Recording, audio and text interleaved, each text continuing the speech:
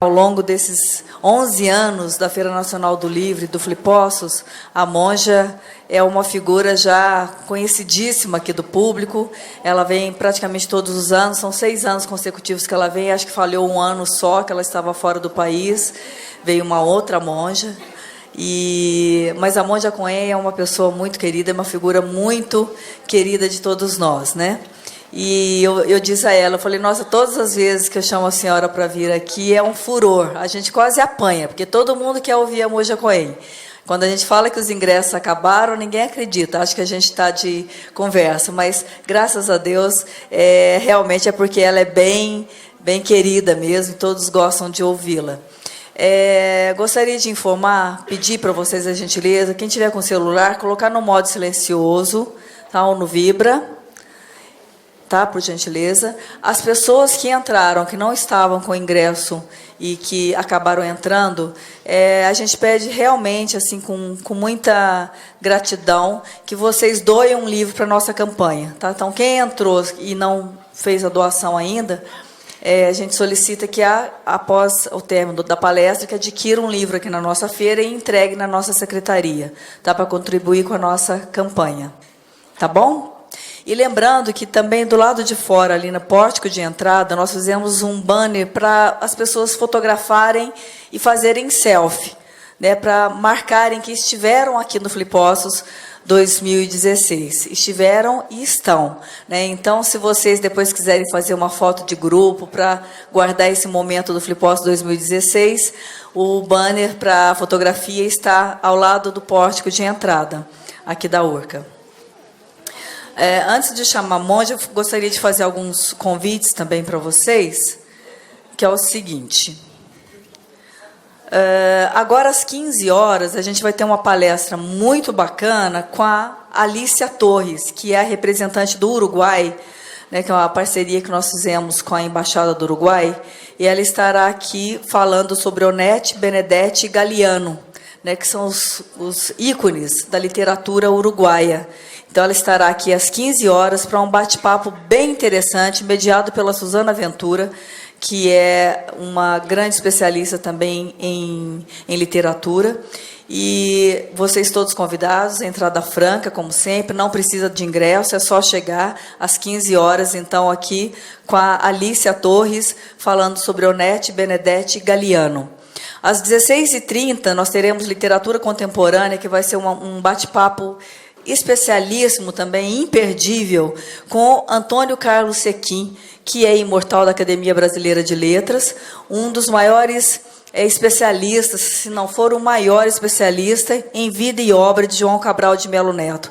Então, vocês estão convidados para hoje ouvir, às 16h30, aqui no teatro, João Cabral, a voz e o sangue, na voz de Antônio Carlos Sequim, com mediação de André Ladeia. E logo mais, às 18 horas, uma mesa bem interessante, principalmente para quem é do mundo editorial, uma mesa sobre políticas públicas do livro e leitura, o livro no Brasil, em Minas Gerais e em Poços de Caldas, e a influência do Flipossos no fomento à leitura na cidade e região. Uma mesa muito importante, né, para a gente discutir toda essa questão da política do livro, aqui em Poços, como é que esse movimento está se tornando, no Brasil, em Minas. Então, todos convidados também vão ser pessoas importantes que estarão aqui, pessoas ligadas aí ao Ministério da Cultura, ao Plano Nacional do Livro e Leitura, presidentes de entidades, como da Câmara Brasileira do Livro e a Câmara Mineira do Livro, o nosso secretário de Cultura aqui de Poços, e essa mediação vai ser feita por mim. Então, todos convidados às 18 horas aqui. E logo mais às 20 horas, também nesse teatro, a palestra também imperdível com o nosso patrono José Murilo de Carvalho, Dom Pedro II, a República e o Republicanismo, né, que é um assunto, acredito, bastante atual, em que ele faz uma abordagem aí histórica, né, sobre, desde a da fundação do Brasil até agora, e passando, inclusive, permeando um pouquinho a vinda de Dom Pedro II, apóstolo de Caldas, há 130 anos, que completamos esse ano, 130 anos da vinda de Dom Pedro, apóstolo de Caldas, para a inauguração da estação Mogiana da Estrada de Ferro. Então, vai ser uma palestra bem bacana, bem bonita. E também teremos outras atividades na Arena Cultural, teremos agora às 11 horas uma poética musical, também bem bacana, com Rômulo Marques. Teremos a mostra de cinema também na Arena Cultural com Pedro Ivo, que é historiador, né, e grande especialista em história de arte. Vai ser um workshop bem bacana sobre a imagem em movimento, e movimento na imagem, a história da arte do cinema. Vai ser bem legal. Às 17h30, também na Arena Cultural, teremos a mesa de literatura do Prêmio Sesc de Literatura, com as duas grandes escritoras premiadas pelo Sesc, que é a Sheila Manioto e a Marta Barcelos. Também com vocês convidados para participarem. E às 19 horas teremos, no espaço Flipocinhos, o terror na literatura, com um escritor postos-caldense, muito ligado na literatura de terror. Então, está aí a programação de hoje, né? Como vocês podem ver, uma programação bem diversa, bem bacana, para atender todos os gostos, todos os públicos, todas as idades, todos os gêneros, e falando também do espaço Flipocinhos, que vai ter atividade o dia todo para as crianças. Então, a gente está querendo realmente contemplar todos os estilos, todas as idades, todos os gostos, todas as vontades, todos os anseios. Tá? Esse é o Flipossos, né? Um festival feito para vocês. Tá bom? Então, vamos lá. Vamos começar o dia bem alto astral, com bastante energia, convidando essa maravilhosa, essa gostosa, fofa Monja Coen. Monja Coen, querida, fique à vontade.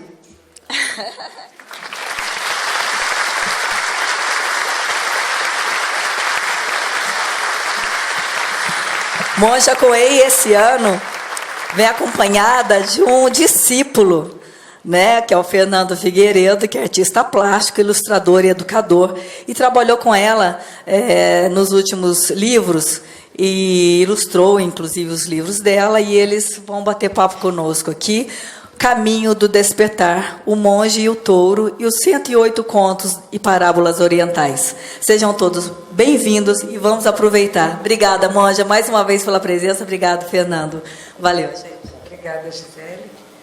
Eu fico muito alegre sempre quando ela me convida e que eu possa vir aqui todos os anos para participar da Filipossos, porque é alguma coisa que eu acredito.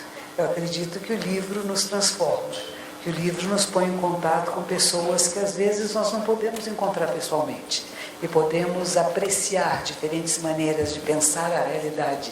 E isso abre os nossos canais de percepção e torna a nossa vida mais intensa e mais interessante. Eu gosto de começar sempre fazendo um momentinho de meditação. Então, nós vamos sentar, se puderem, com as pernas em paralelo no chão, e desencostar um pouquinho só da cadeira. Essa cadeira é bem confortável, mas a gente desencosta por alguns momentos para sentir o alongamento da coluna vertebral. Senão a gente senta assim. Assim não é prática meditativa, né? Para poder respirar de forma mais adequada, nós temos que ter um alongamento da coluna vertebral, e nós podemos mover o corpo um pouquinho só da esquerda para a direita e perceber que naturalmente o corpo para no centro de equilíbrio, nem muito para frente, nem muito para trás. Estamos sentados nos isquios, os ossos debaixo da bacia, e percebemos esse alongamento das vértebras. É diferente de sentar assim, né? Sentamos alongando as vértebras. E a cervical é chamada parte nobre do nosso corpo, né? Ela segura a cabeça, que pesa de 5 a 6 quilos. E olha como é pequenininho, né? E mesmo a musculatura do pescoço, ela não é tanta, né? Não tem tanta carne aqui, né? Então, é para a gente alinhar isto, nós percebemos como se houvesse um fio de prumo puxando aqui do cocuruto da cabeça para o céu.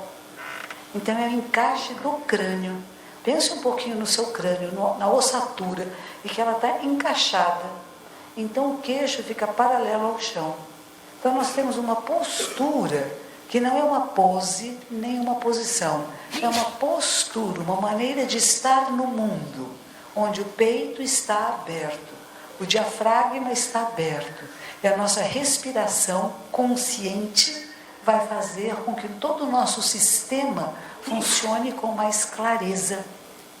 Então temos esta postura, podemos colocar, se quiserem, as mãos no mudra. O mudra quer dizer posição de mãos, né?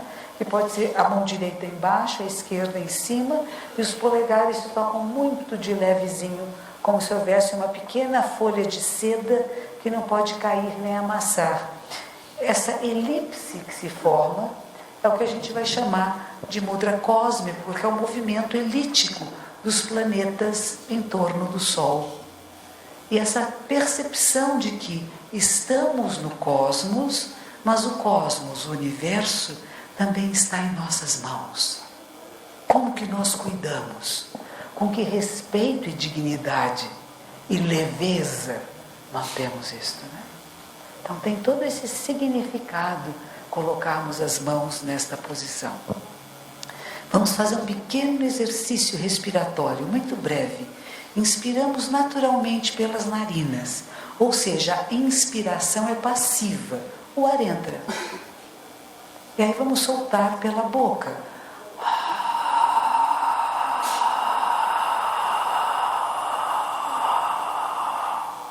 Fazer da expiração ativa. Eu vou procurar tirar o máximo possível desse gás carbônico dos meus pulmões. Então nós de novo inspiramos naturalmente e soltamos.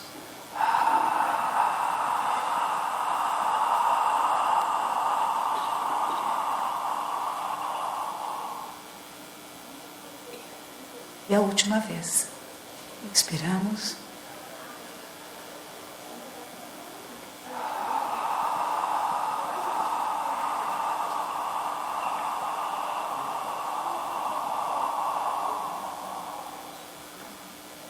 Fechamos os lábios com suavidade, podemos colocar a ponta da língua no céu da boca. Temos consciência de todo o corpo, desde os pés, as pernas, a coluna vertebral, a cabeça, as mãos e agora a língua. Ela fica no céu da boca, atrás dos dentes frontais. Os olhos podem ficar entreabertos, pousados à sua frente no ângulo de 45 graus. Apenas observe como está respirando agora.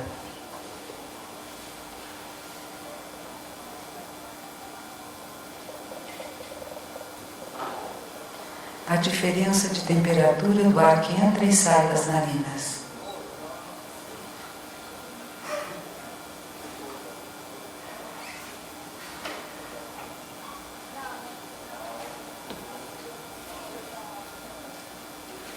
Ouvimos todos os sons próximos e distantes.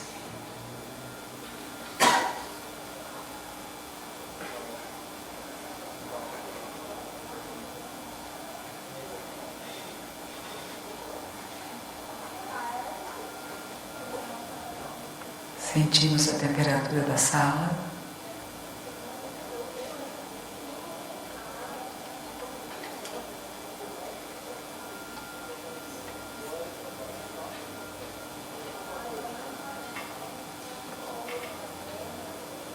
Possíveis fragrâncias, odores.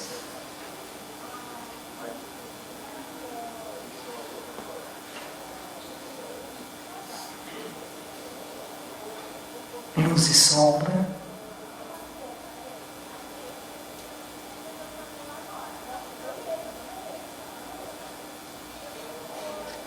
E podemos observar a nossa mente.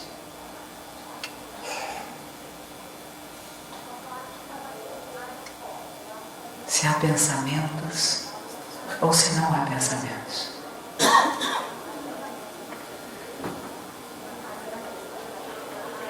Se houver pensamento, como é? Palavras, imagens.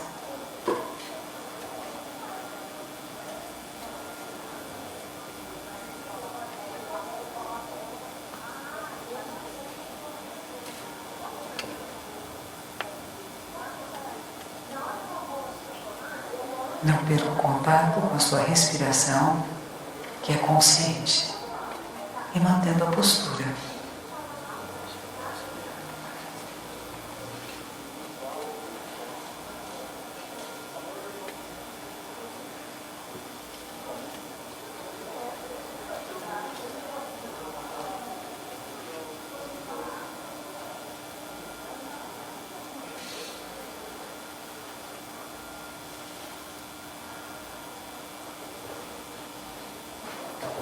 E podemos colocar as mãos palma com palma e agradecemos.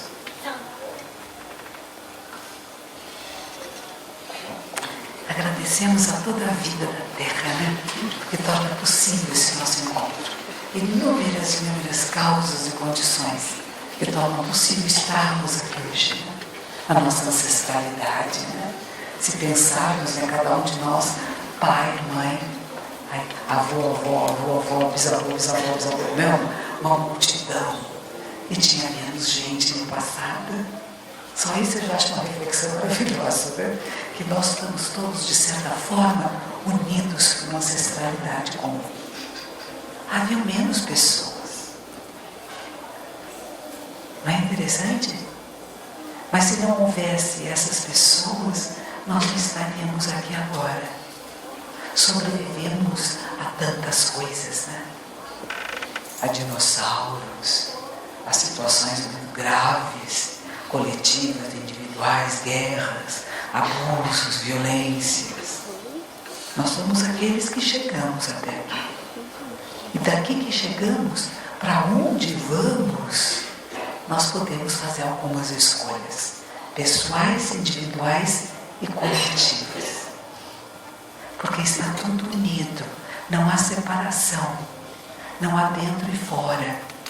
Quando cada um de nós escolhe este caminho, eu chamo o caminho do despertar, o caminho da sabedoria, o caminho de ver com clareza a realidade e tomar decisões, sim, decisões suas, de onde você quer ir. Claro que nascemos com tendências genéticas e algumas coisas que vão sendo adquiridas, na verdade, durante o processo. Mesmo no processo de gestação, no processo do nascimento, das primeiras experiências com o ser humano, vai começando a formar aquilo que nós vamos dizer, a nossa personalidade, a maneira que somos. Mas nós continuamos formando. Ela não está pronta, não está acabada. Vocês vão estar aqui com o Mário Sérgio Cortella amanhã, não é? Ele fala muito sobre isso. Não nascemos prontos. Estamos grávidos de nós mesmos. Isso é precioso. Nós estamos nos refazendo a cada dia, a cada momento. Cada livro que lemos, ele nos transforma, não transforma? Porque dá uma nova percepção da realidade. Alguns nós podemos concordar e de outros podemos discordar. Eu converso com os meus autores. Vocês não conversam com eles?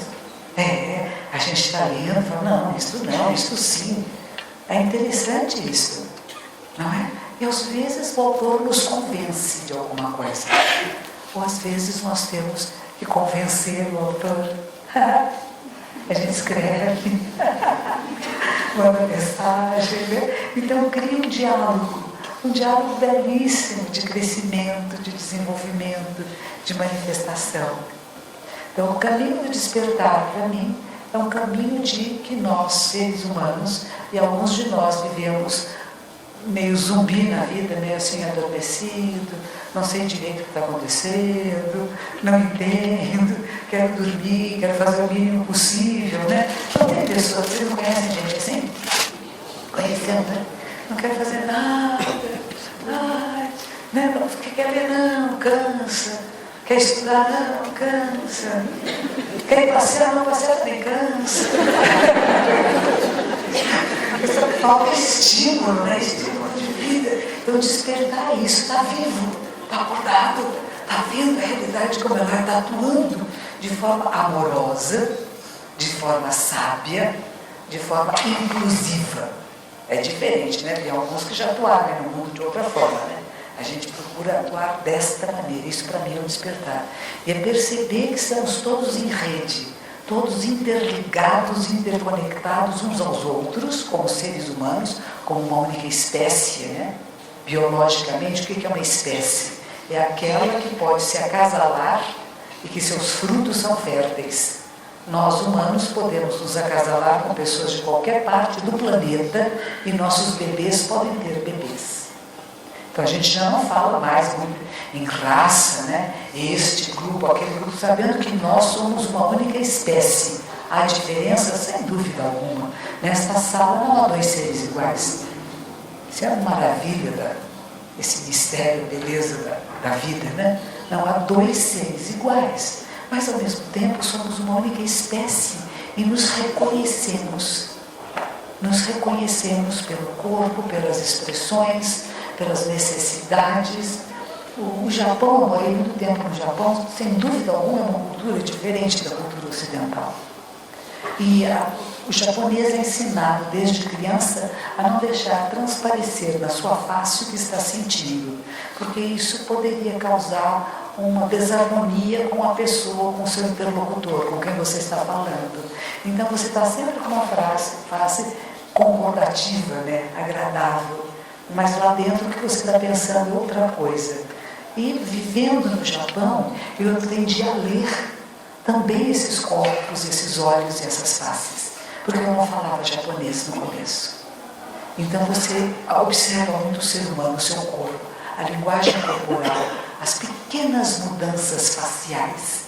Sabe aquele tremorzinho que é assim, conhecem? É muito pequenininho, mas você percebe a tensão aqui, ou um olhar que de repente endurece ou amacia. Isso somos nós. Somos todos nós. E eu trouxe este ano o Fernando Zenchou, que ele pratica comigo há muitos e muitos anos, e ele fez uma coisa que é muito rara.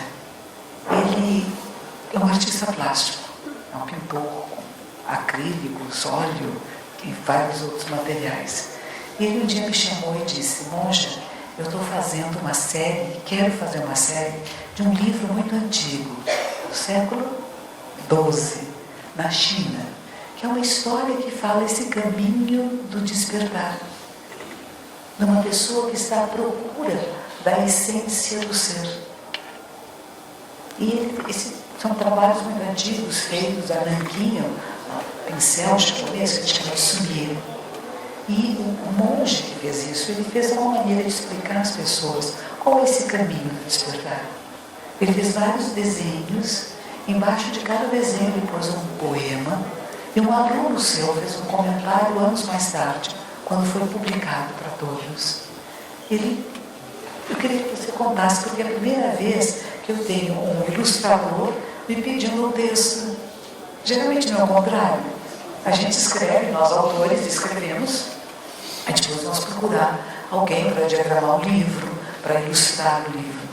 E esse foi o contrário. Ele me trouxe as ilustrações e disse: vamos fazer? E eu falei: claro que sim. Se vocês vão projetar um pouco as imagens, vocês vão ver que coisa bonita. Esse trabalho que é do século XII, XIII, da China antiga, ele põe uma paisagem nossa, conhecida. Porque esse caminho do despertar não é para chineses antigos, é para nós, seres humanos. E ele traz isso aqui, para o Brasil de agora. Quer falar um pouquinho sobre isso? Alô, bom dia para todos.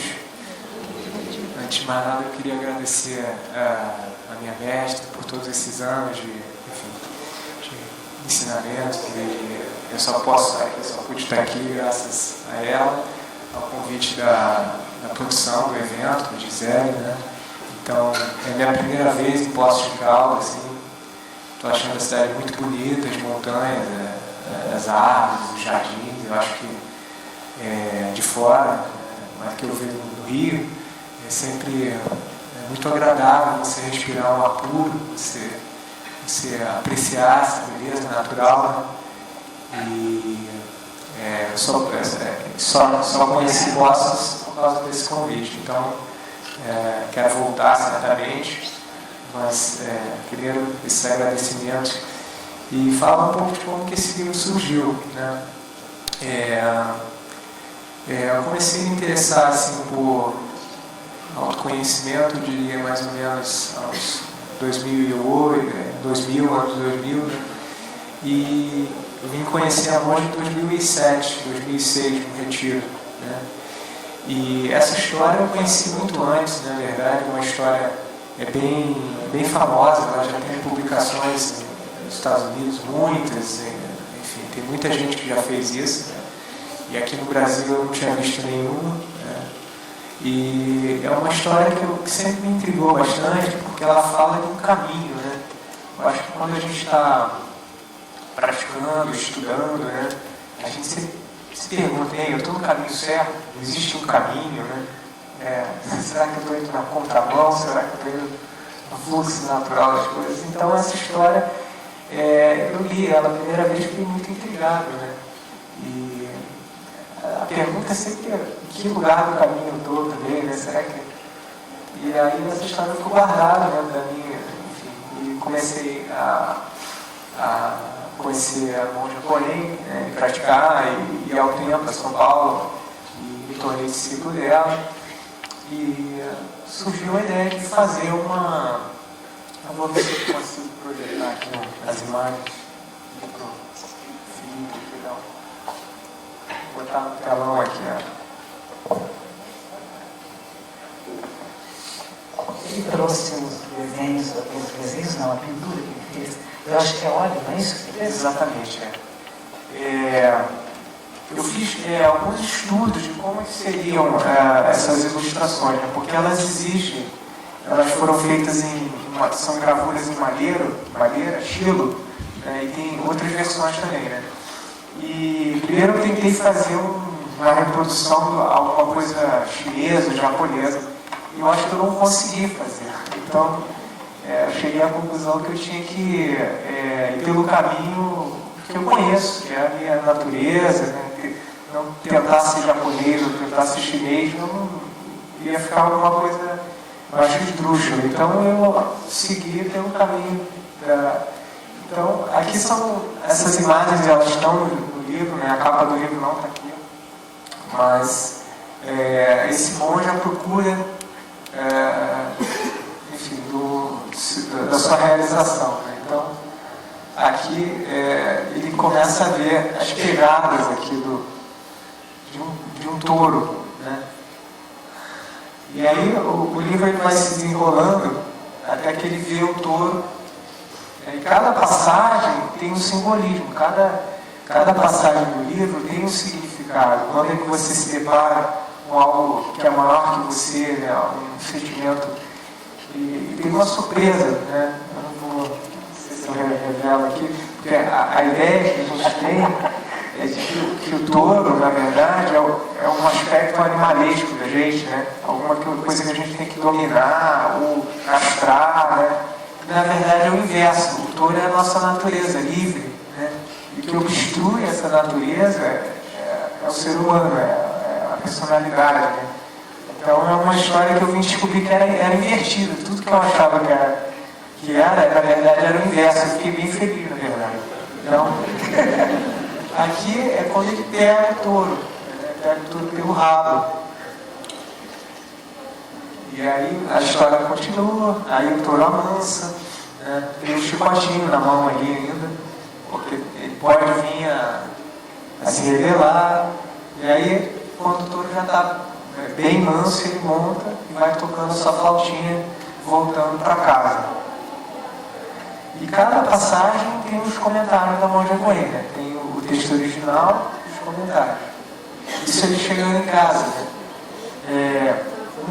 Uma dos partidos que eu adotei nessas ilustrações foram priorizar bastante o espaço vazio, em detrimento da figura, né? Porque assim, se a gente olha a ilustração japonesa, chinesa, a questão do vazio é muito importante, né? O ocidental, se a gente vai no museu, a gente vê as imagens, é muito mais a figura do que a paisagem, né? Enfim, as pinturas do Renascimento, tem a questão humana, né? E a cultura chinesa já tem uma absorção dessa não divisão, né? Do olhar que o ser humano ele é algo, é um ser, uma espécie dentro de um universo. Então eles têm toda essa valorização das. Então você tem sommelier de garças, sommelier de peixes, né? E isso foi um pouco por aí. Essa imagem eu acho ela muito bonita porque ela diz, quer dizer, esse touro já está manso, né? E o que ele está fazendo? Uma atividade cotidiana, de prender roupa, né? Então, assim, a gente, de alguma forma, vai estudando, né? Achando que a gente vai ser alguma coisa especial, vai ter uma atividade especial, e a atividade é sempre a mesma. Cuidar da casa, cuidar da família, cuidar dos relacionamentos, né? E aí vai. Isso, o original é um círculo vazio. Ele é um círculo, é o símbolo do vazio, né? Muito comum no Zen você vê esse grande círculo. Né? E aí eu fiz uma licença, eu acho que fazer uma licença poética de fazer uma imagem diante da Lua, né? A Lua ela simboliza a sabedoria completa, perfeita, né? A Lua cheia, né? Onde nada se separa. E aí, o ser humano, ele desapareceu, só tem a paisagem. Essa gravura original chama-se Retornando à Fonte. E a última, é ele voltando para a cidade. Então, é alguém que voltou para sua casa, para sua natureza original e vem compartilhar isso, vem celebrar a vida, e aí ele está ali, o touro está ali no cantinho, né?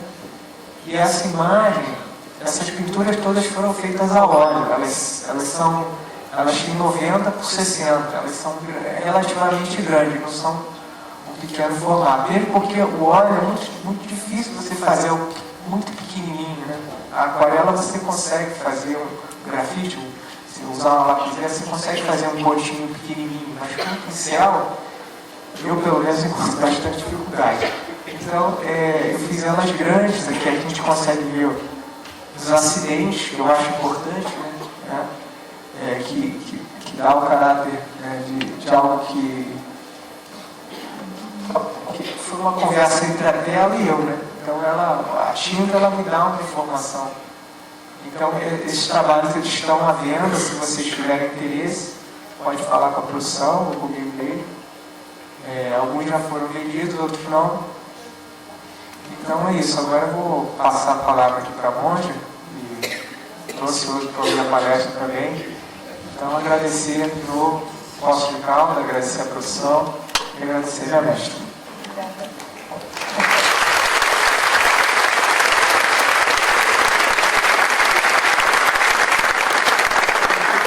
Ele também é um professor de pintura lá no Rio de Janeiro, ele mora no Rio e é um professor de artes plásticas, né?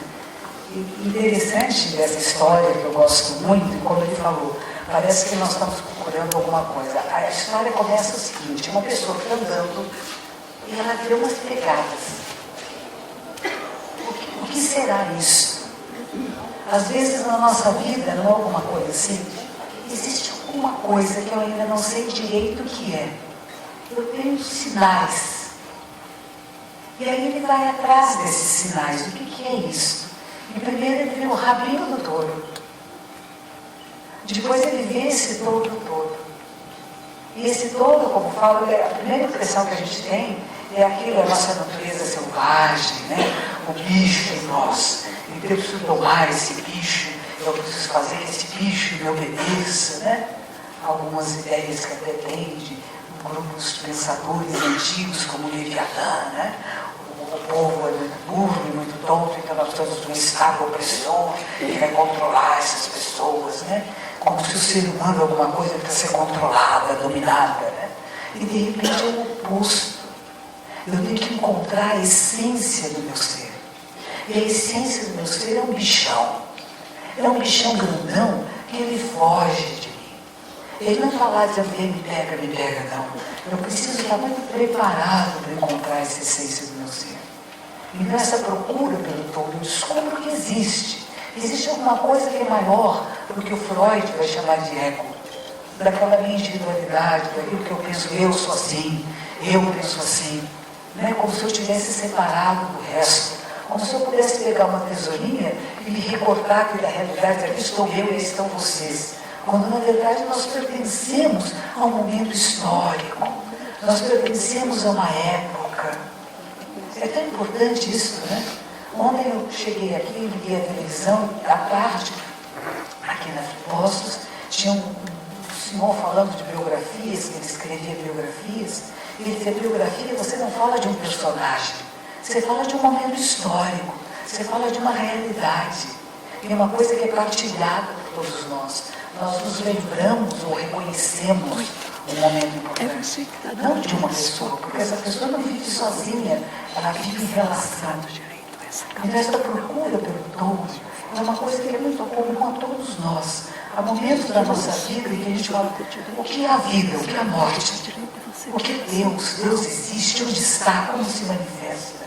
Por que há tantas religiões? Por que há tantas maneiras de nós nos manifestarmos? Por que os povos africanos trouxeram para o nosso Brasil como pensamento, como cultura, como religião? Quanto disso foi esmagado, escondido, colocado atrás das pedras, né? Nos minérios, né? Colocaram suas imagens escondidinhas, porque não eram consideradas dignas. Então tudo isso está vendo com essa história de qual é a essência do ser. Será que em nós também não existe este ser primitivo, simples, que acredita nas forças da natureza, que acredita em coisas intuitivas e que não são muito lógicas? Não está em nós? Ou será que está neles, nos outros povos indígenas? Será que nós também não temos isso? Então, esse encontro com esse bichão, com esse grandão, o touro, ele foge, ele procura se esconder na nossa natureza verdadeira. Freud vai dizer uma coisa engraçada, a questão do nosso ego, né? O ego quer tomar conta, ele tem medo de se perder. Há pessoas que às vezes começam práticas meditativas e elas dizem, eu tenho medo de perder minha identidade. Uma vez uma senhora, eu estava no mosteiro no Japão, e teve esta senhora, veio da Suíça, e a minha superiora falou, você fala línguas estrangeiras, vai lá conversar com ela. E eu fui fazer meditação e ela disse assim, sabe, eu tenho muito medo quando eu faço meditação de perder a minha identidade. Aí eu falei para ela assim, você trouxe o seu passaporte? Guarde ele bem, agora o resto joga fora. Porque aquilo que você chama minha identidade, ela é fluida. Nós estamos nos transformando. Quando uma pessoa diz eu sou assim, ela congelou numa coisa que é impossível congelar, que é a vida. Claro que temos características. Nós reconhecemos uma música, pode ser de Mozart, pode ser do Chico Buarque de Holanda, do Caetano, do Gil. Nós reconhecemos que é uma coisa incomum, mas ela também se transforma. As primeiras músicas do Gilberto Gil são diferentes da que ele faz agora. Ele está no processo de transformação. Todos nós estamos. A primeira coisa que eu escrevi na minha vida é muito diferente do que eu escrevo agora. Mas é reconhecido de uma certa maneira, vai chamar de estilo. E eu gostava do Milor, que ele dizia assim, que ele era um autor sem estilo. Agora o seu estilo não tem estilo. O que está adequado neste momento, o que sai, o que me inspira, né? É bem importante isso. Então este é o touro. Eu vejo, ele existe, eu quero pegá-lo. Eu quero entrar em contato com a essência do ser, a essência da vida.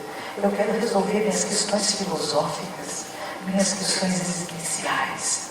O que é existência? Nós nascemos para quê? Para acasalar, comer, ter filhos. Isso é outros aspectos. Mas não tem outras coisas.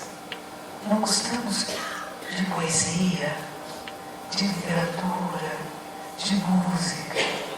Você pode dizer, isso não serve para nada. É a nossa vida. nos inspira, não é? A viver de forma mais radiante. É maravilhoso isso. Eu quero pegar esse touro. Ele me escapa, mas finalmente eu consigo, eu encontro. Eu não tenho uma luta com ele, eu tenho encontro. Você já viu alguns domadores de cavalos que eles não põem, como é que chama aquilo? Esporas nem chicote? É esse o encontro com o nosso eu verdadeiro. Eu não vou pôr esporas nem chicote em mim mesmo. Eu não vou bater em mim. Se sua natureza pareça a natureza verdadeira, né? Mas eu vou criar um diálogo, um encontro, um reconhecimento. Eu deixo que esse meu bichão corra à vontade, livre. Eu vim para cá, tinha um pessoal que traz cachorrinho aqui na praia, né? Tinha um cachorro, mas que bonito. Ele estava solto, ele corria tão livre, tão feliz, e depois vinha ficar direitinho ao lado do dono.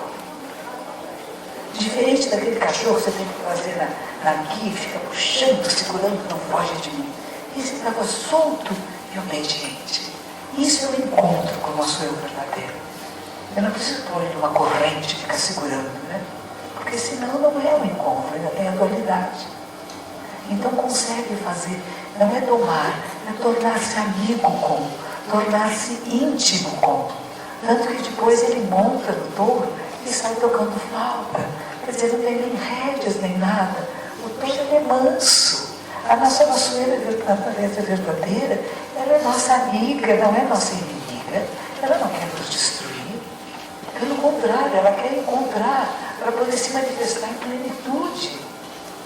E aí, o que o touro nos leva para casa? O que é casa, lar? Lembra a palavra lar, que vem de lareira, onde tem o fogo? O que nos faz humanos? O fogo não faz uma diferença entre nós e os outros animais que não são capazes de fazer fogo? Veja que coisa importante.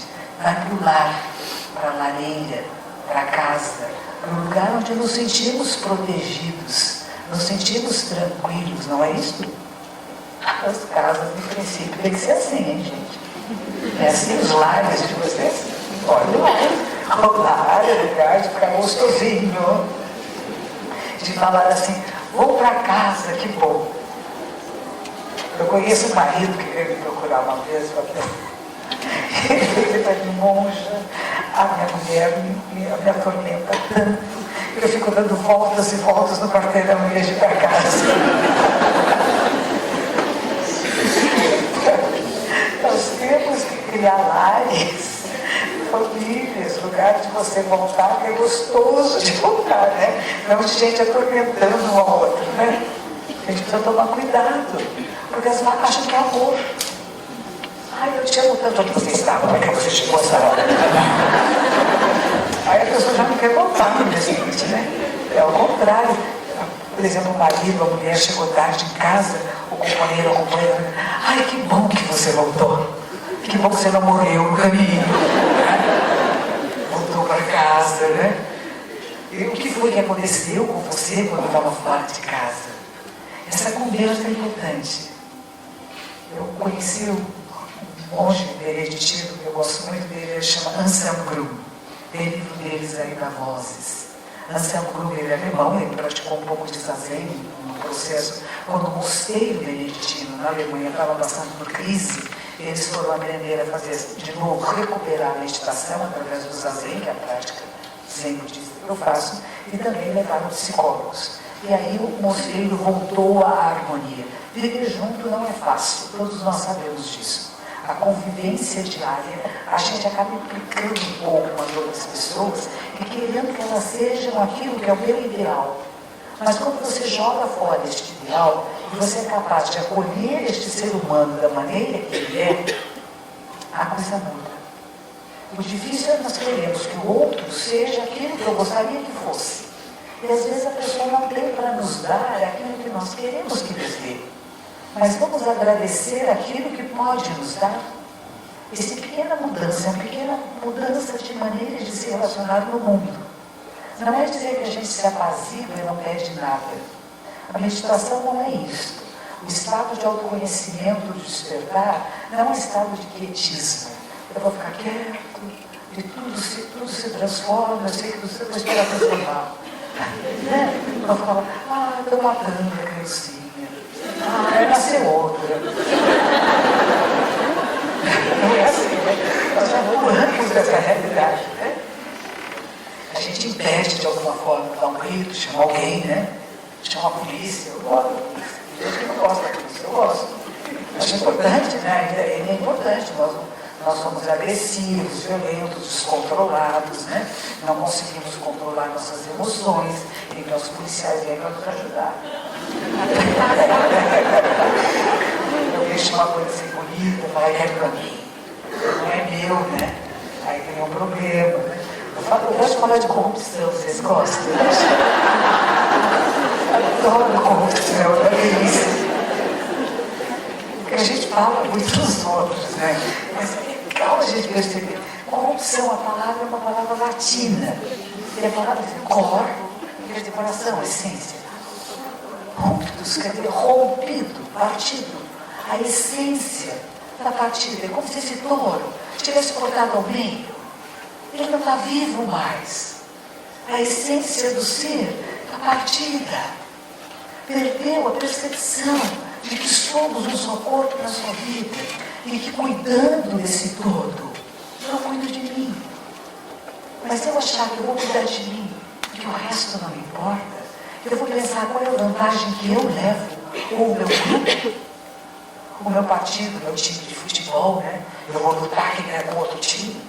Mas se não houverem dois times, não há jogo. Quando eu consigo perceber isso de um olhar mais amplo, eu começo a respeitar as outras pessoas. Eu começo a respeitar quem pensa diferente de mim. Porque esse tipo de pensar existe. Uma das coisas que eu mais admirei do meu professor no Japão, um professor chamado Ryogoshi, é que ele dizia assim, ele discutia com as pessoas até um determinado ponto. E quando ele via que não tinha jeito, ele dizia que interessante.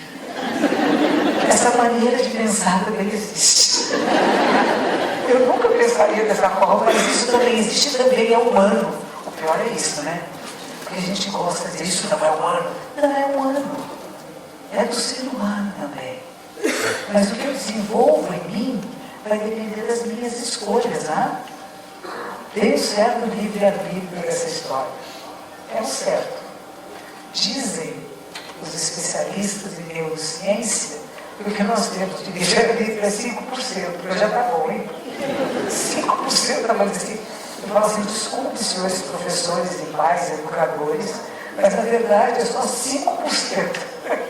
Mas esse 5% é que faz a diferença. Faz a diferença de nós estarmos reunidos aqui hoje, pensando na literatura, pensando no conhecimento, pensando no despertar, em vez de estarmos vendo, sei lá, filmes de guerra, filmes de violência, que agora tem tantos, de sexo, né? Nós estamos estimulando outros canais de percepção. Dentro de algumas formas de yoga, eles falam da Kundalini Yoga. Kundalini Yoga não é sexo, como alguns pensam, né? Kundalini é chamada quase como a coluna vertebral, e como é que você leva a energia das áreas baixas do corpo para as áreas superiores. Como é que você usa a sua energia vital para a criatividade, para o conhecimento, e não só para sexo, comida e sono, que são as energias básicas, baixas, são os chakras inferiores. Eles são preciosos, né? Se a gente não comer, se a gente não dormir, não reproduzir, a espécie acaba. Então é um chakra importante. Mas tem pessoas que ficam fixadas no chakra inferior e não sobem para níveis superiores de consciência. Então alguma coisa há em todos nós aqui que nos trouxe a este encontro. É bonito isso, não é? Nós estamos procurando um caminho de despertar, de lucidez, um caminho de viver melhor, um caminho de tranquilidade, de respeito, de dignidade. A palavra para mim é muito importante, sabe? Quando eu era, minha mãe era uma poetisa e meu avô também, dos dois lados. E eu muito pequenininha comecei a ler, com 9 anos eu comecei a ler Eça de Queiroz, principalmente por meu pai dizer, esses livros são proibidos. Que delícia! Era uma mais outro.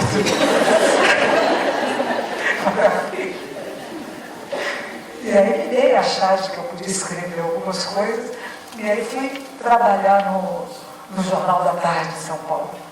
E quando eu cheguei, o primeiro texto que eu escrevi, eles disseram: nós não pedimos um editorial, repórter não escreve assim. E aí eu comecei a aprender a escrever, não como eu achava que era o meu estilo, a minha maneira, mas da maneira que o leitor entendesse. A maneira de que eu pudesse transmitir uma informação sem transmitir a minha opinião. O que hoje não está muito claro nas nossas mídias, né? Eles todos dão a sua opinião. E são opiniões, às vezes, partidárias, o que é um pouco prejudicial você receber uma série de informações que só conta do lado direito da sua cabeça, por exemplo, ou do lado esquerdo, que não faz. E você não vê o todo, ele fica parcialmente encoberto. Quando a função da comunicação, a função do repórter, do jornalista, é apresentar. Aí sim, existem aqueles que são os curadores, aqueles que vão dar sua opinião, e você segue essas pessoas. Eu tenho alguns curadores na minha vida, algumas pessoas que eu sigo as opiniões, que eu leio, que me inspiram. Esse Anselmo Bruno que eu falei para vocês é um deles. O Marcelo Cortella, que é outro que me inspira muito. Frei Boff me inspira muito. Tem várias pessoas, neste mundo, e muitos outros, que me inspiram, como me inspirou essa de Queiroz, Machado de Assis, Fernando Pessoa. Então tem pessoas maravilhosas na literatura, na poesia, Olavo Bilac. Coisas lindas. Eu cresci num bercinho ao lado onde minha mãe dava aula de declamação, uma coisa que quase não existe mais. Então, desde pequenininha, minha mãe gostava muito de poesias, não só de amor, mas poesias políticos-sociais, de questionamentos. Quando nós estávamos vindo aqui, eu me lembrei uma delas, um textinho, que eu nem sei de quem é, que começava dizendo assim: Deus, eu não creio nessa fantasia. Deus me dá fome, sede, me falta pão a cada dia. Nossa, pequenininha. Susto. Eu aprendi uma poesia quando eu tinha uns 12 anos de idade e eu adorava declamar, porque estavam todos assim na sala. Ela chama Cântico Negro. Aquela cantora Fernando Caetano Veloso, a Maria Bethânia, ela tem essa poesia em algum lugar ali no YouTube. É muito bonita, porque assim, vem aqui, dizem alguns com olhos doces, estendendo os braços, e seguros de que seria bom que eu os ouvisse quando me dizem vem por aqui. Eu olho-os com olhos laços, há nos meus olhos ironias e cansaços, e cruzo os braços e nunca vou para mim. A minha glória é esta, crer desumanidades, não acompanhar ninguém, que eu vivo mesmo sem vontade, com que rasguei o ventre a minha mãe. Não vou por aí, só vou por onde me os meus próprios passos. Se o que busco saber nenhum de vós respondes, por que me repetis aí por aqui? Prefiro escorregar nos becos lamacentos, redemoinhar aos ventos e com farrapos arrastar os pés sangrentos. E assim vai.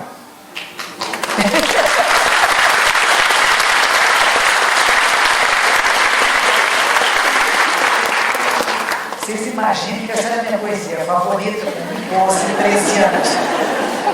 E os meus priminhos, os mutantes são meus primos, e a gente às festas de família. E anos depois um deles diz assim para mim: eu tinha tanto medo de você. Que vida maravilhosa, né? Mas são coisas que nos inspiram e que formam um pouco a sua maneira de ver a realidade. Com 6 anos eu não sabia ler, eu declamei 2 poesias que minha mãe me ensinou. Uma delas chamava O Moleque Bacurau, que era a história do menino negro que não tinha dinheiro para comprar doces. E que ele via os meninos brancos, bonitos, que vinham numa cesta bonita de Paris, comprando doces e brincando, e ele ficava escondidinho. Quando caía no chão uma rapadura, ele pegava, ai que delícia. Ele morre. Vai para o céu. Quando ele encontra Jesus, ele diz: que beleza, sou branco também. Aí já não é dramático isso. Era uma poesia que na época era para ser contra a discriminação, né? Mas no final da poesia, ele tem que virar branco, né? Mas na verdade o que quer dizer que somos todos iguais. Ele podia até dizer, puxa, Jesus é negro também. Eu gostaria mais que terminasse assim, né? E não só que eu sou branco também, mas enfim. Na época, e o outro era um menino que era um vendedor de jornais, que também não sabia ler. E este menino está vendendo o jornal na esquina, dizendo o crime de hoje, o crime de hoje. E quem matou o criminoso era o pai dele. É dramático, né? Mas é uma coisa, isso com 6 anos.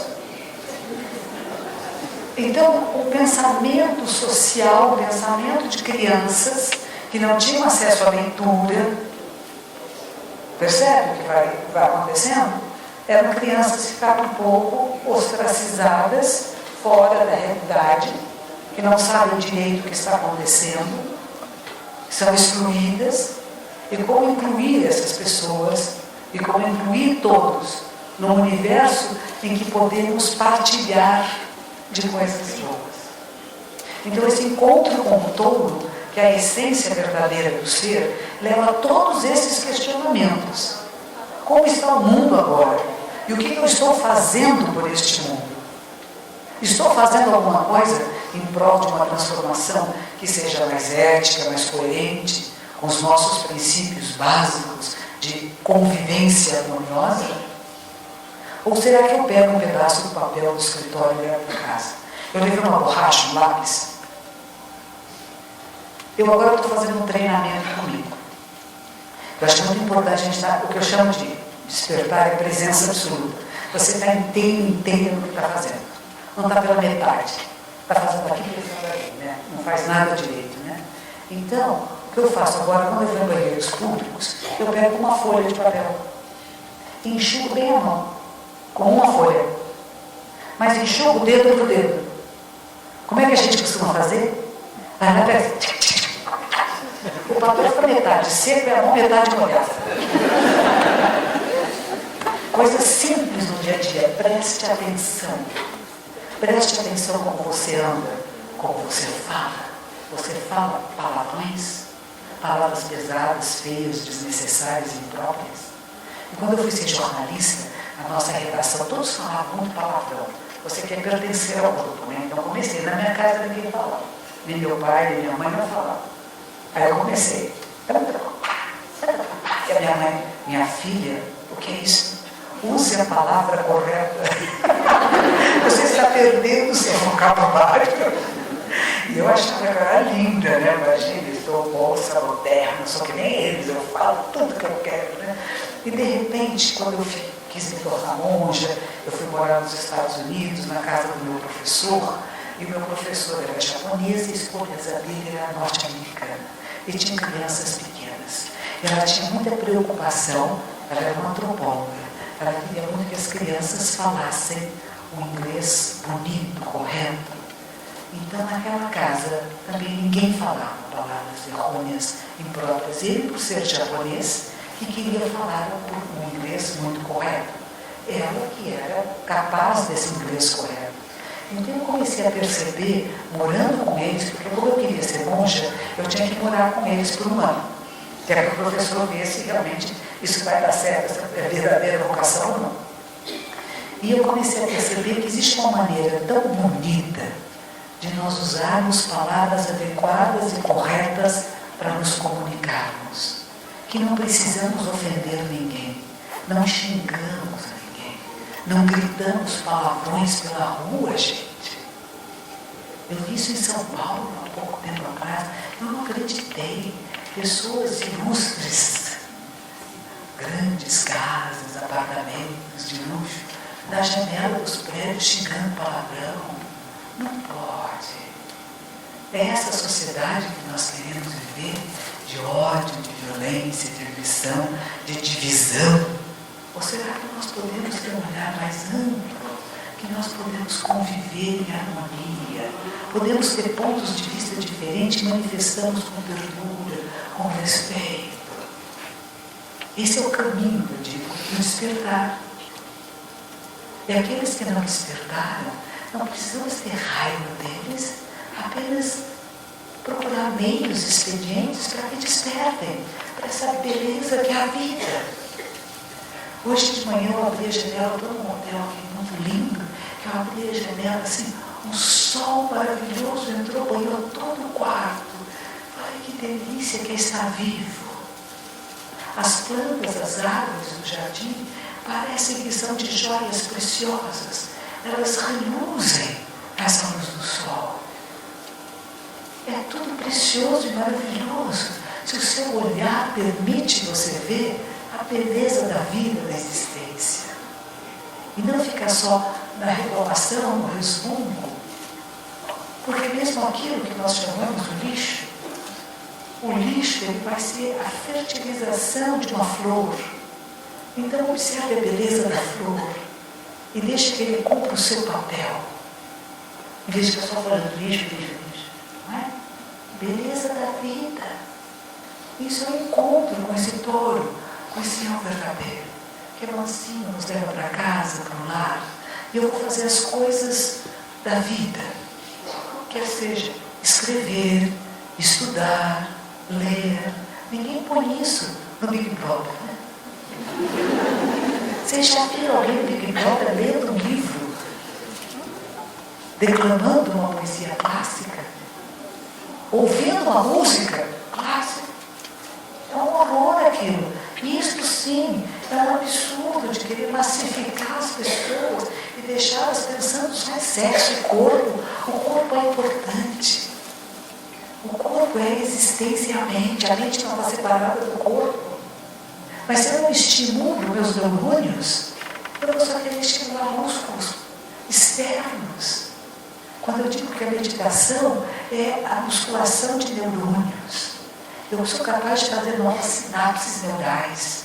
Mas essas sinapses, elas têm que ser constantemente estimuladas. O músculo é a mesma coisa, não é? A pessoa que pega ferro, que faz musculação, se para de fazer, o músculo atrofia. A mente também. Se você para de usar, ela vai atrofiando. É importante usar a mente. A leitura nos provoca, nos instiga. Ela é importante. Não é para acalmar, para fugir da realidade. É para entrar na realidade com mais profundeza, com mais clareza. E depois disso, tem o que ele fala, aquele desenho lindo que ele fez com a lua, né? A lua cheia.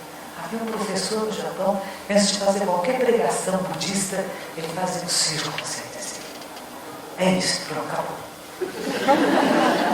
Não tem nem dentro nem fora. É isso. Tem que ter essa percepção do todo.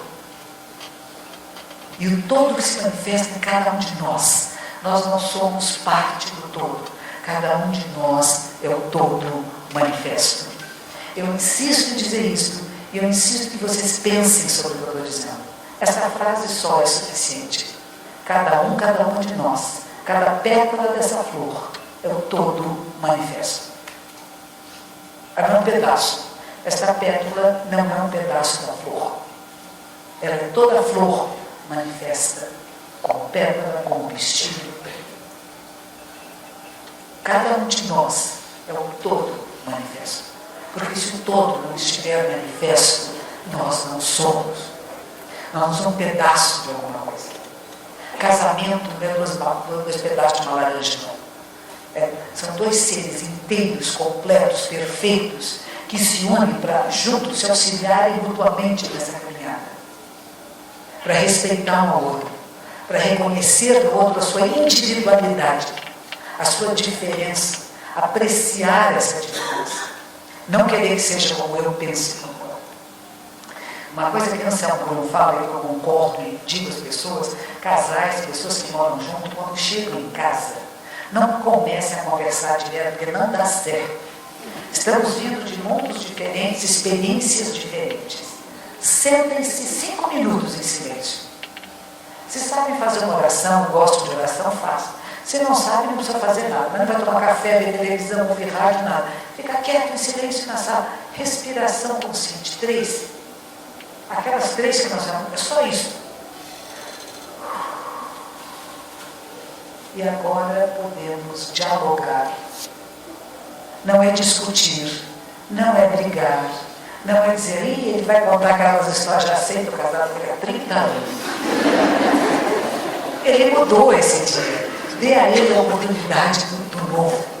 Dê a você a oportunidade do novo. De ouvi-lo ou de ouvi-la como se fosse a primeira vez. Isso é a beleza da vida. Isso é esse círculo vazio. Que é o vazio de todas aquelas coisas grudentas que nós guardamos em nós como sendo a nossa verdade, o nosso caminho. E de repente a gente abre para ver que ele está em toda parte, está em todos os seres, que está em cada palavra, em cada gesto, em cada pensamento. E depois disso, a ideia do não antropocentrismo, né?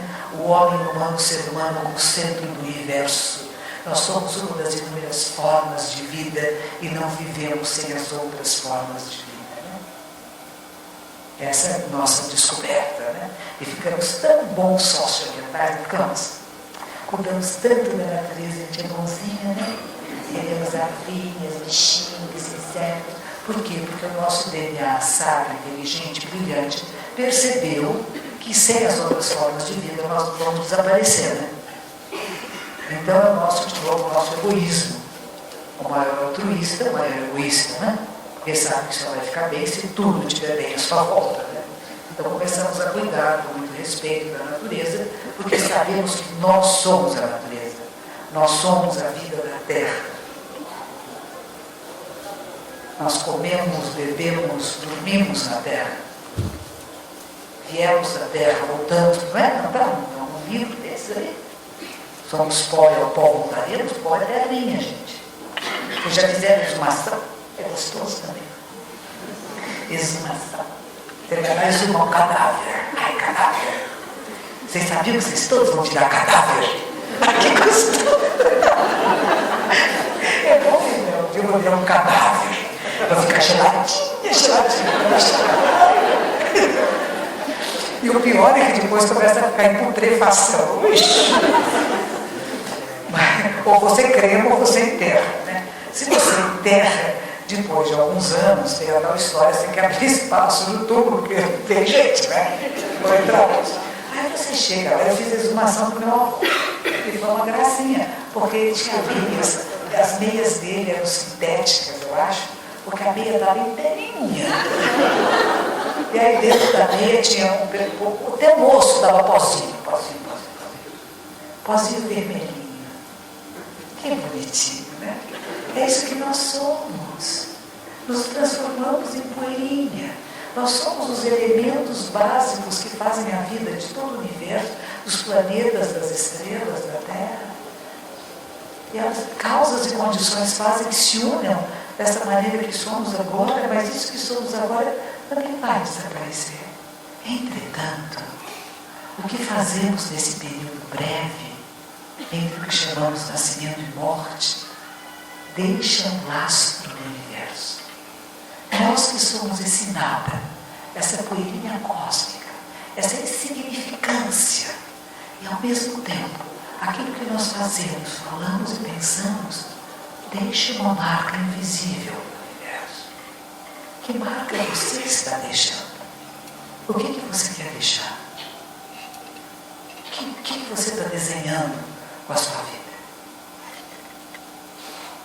Isso é um pouco também deste círculo vazio, todas as possibilidades.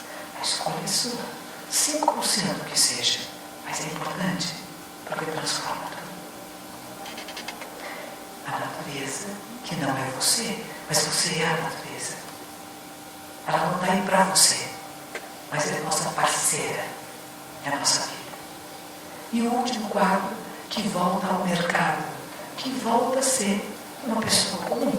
O meu trabalho, o professor José Murilo de Carvalho, o que ele escreve, ele não guarda para ele escondidinho, né?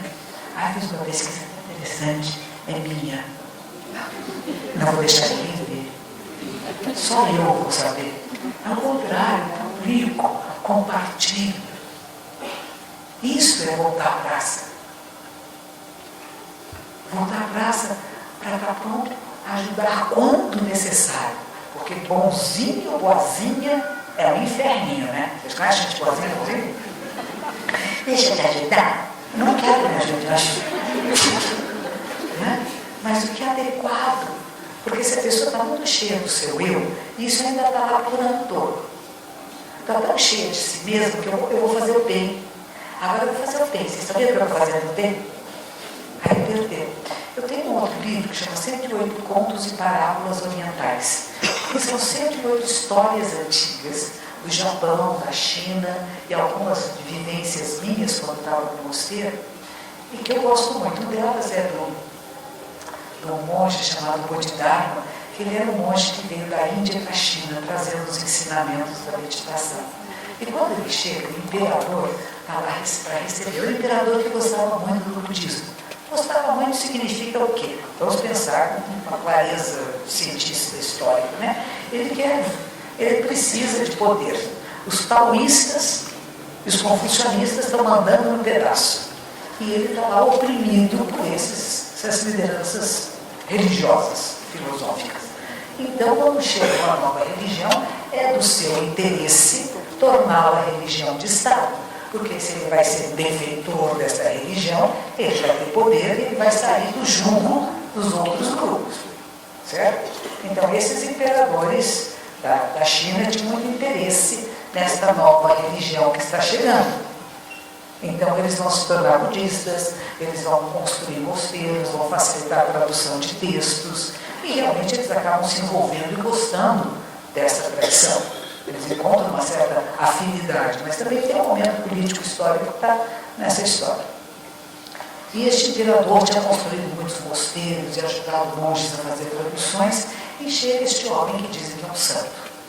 O santo que veio da Índia, um homem extraordinário. Ele chama na sua corte, no seu castelo, e pergunta a ele: eu tenho feito mosteiros, templos, ajudado traduções, eu tenho méritos, não tenho? Ele queria que dissesse: você é um homem de muitos méritos, né? Para a corte toda aplaudindo, né? E ele vira-se e diz: não mérito. Falamos do positivo, falamos do negativo. Você chama de um lado, eu te mostro o outro, para que você veja o todo. Mas ele não entendeu. Aí ele pergunta: então o que é sagrado para você? Ele disse: nada. Se o sagrado está em cada partícula, por que eu vou colocá-lo apenas em um lugar? Como é que eu posso delimitar o sagrado se ele é a manifestação da vida na sua pluralidade? Ele está falando do absoluto, o outro fala do relativo. E ele também não entendeu. Aí ele pergunta: quem é que está à minha frente? E ele diz: não sei. Mas também eu não sei. Não sei. Há umas técnicas do Zen budismo que você pergunta à pessoa: quem é você? Aí a pessoa diz: fulano, não pertence ao nome. Eu pergunto: quem é você? Eu sou homem, sou mulher, eu faço isso. Não, eu não tenho nada disso. Eu pergunto: quem é você? Você é capaz de pegar aquilo que você é na sua essência? Você é capaz de pegar o touro? Você pegou o touro e o touro desapareceu, porque você e o touro são uma unidade. Você é o seu eu verdadeiro, que não pode ser definido, que não pode ser traduzido e colocado em coisas pequenas, porque é o todo manifesto. Como é que você manifesta isso? Então essas histórias todas são de pequenas, assim como essa história que ele ilustrou, que ele fez a ilustração e me chamou, são histórias do despertar, deste caminho de encontrar o despertar, de abrir os olhos, os canais de percepção, de ver a realidade como ela é. E sendo como ela é, como que você é, e como que você atua nessa realidade, porque você é o elemento, um dos elementos de transformação da realidade. Na hora que eu vivo com coerência os meus princípios, eu estou mudando a vida. Mas será que aquilo que eu considero correto é correto? Ou será que a minha mente me engana? E aí Shakyamuni Buda dizia: a mente humana deve ser mais temida do que cobras venenosas e assaltantes vingadores. A sua mente, a nossa mente, se eu não a conheço, eu posso sair em lugares errados, né? A gente fala de algumas coisas históricas muito graves, como o Holocausto, né? O que foi esse Holocausto? Essa matança de tantas pessoas, né? Achando que estavam fazendo bem, né? Nós vamos purificar a raça. Nós vamos acabar com todos os nossos problemas, né? Se nós matarmos esse grupo de pessoas, e não eram só judeus. Em Auschwitz morreram jesuítas, morreram pessoas que tinham deficiências físicas, morreram homossexuais. Vocês percebem a delicadeza de um determinado momento histórico? Numa população inteligentíssima que é da Alemanha, com prêmios Nobéis, estamos fazendo bem?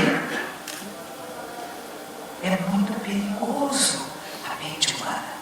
Então nós temos que conhecê-lo em profundidade para não sair para lugares errados.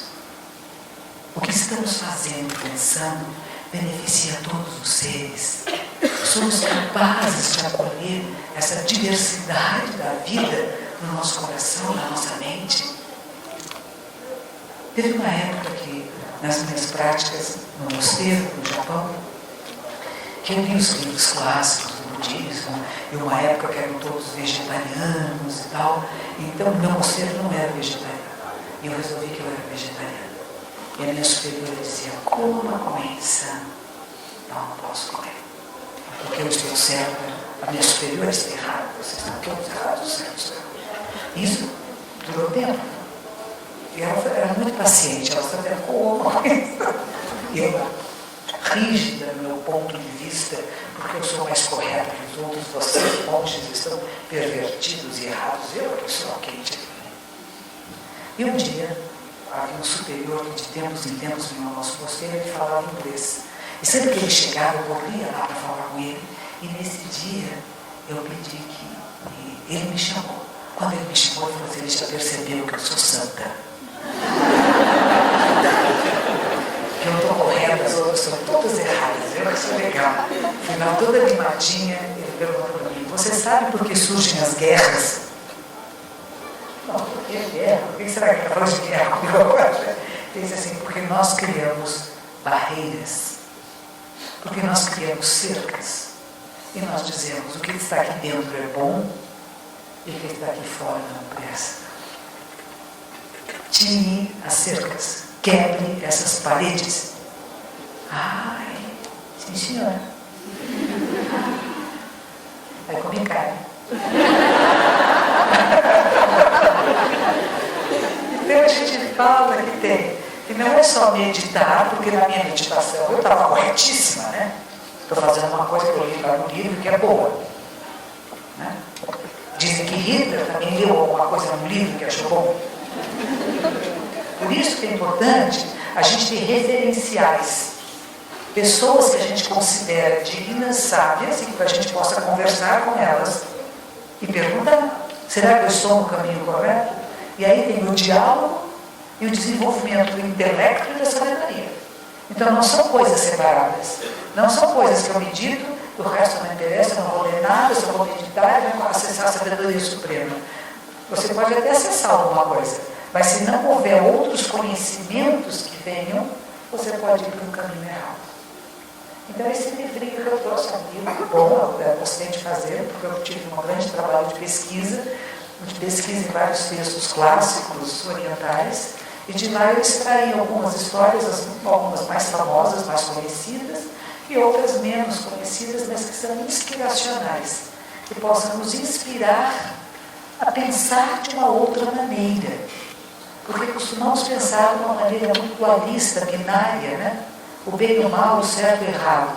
E de repente você tem um olhar maior do que isso, esse olhar mais abrangente, que percebe este todo como um movimento de transformação incessante.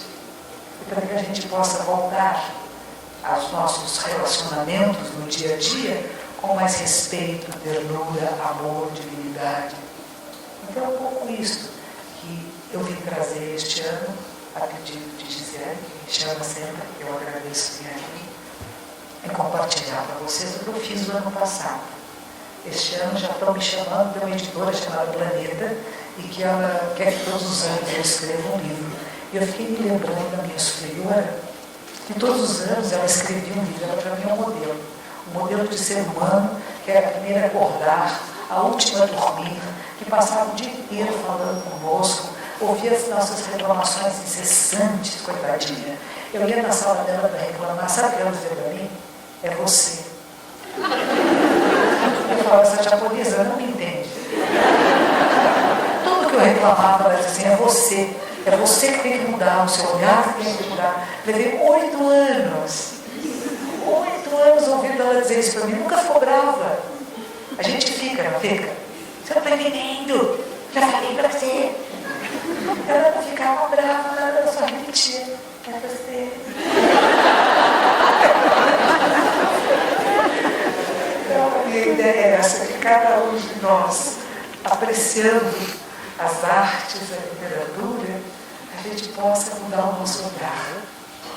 Esse olhar que vê com mais abrangência, com mais ternura, com mais clareza, com mais inclusão e com mais decisão de fazer, de falar, de agir e pensar com coerência, com princípios éticos.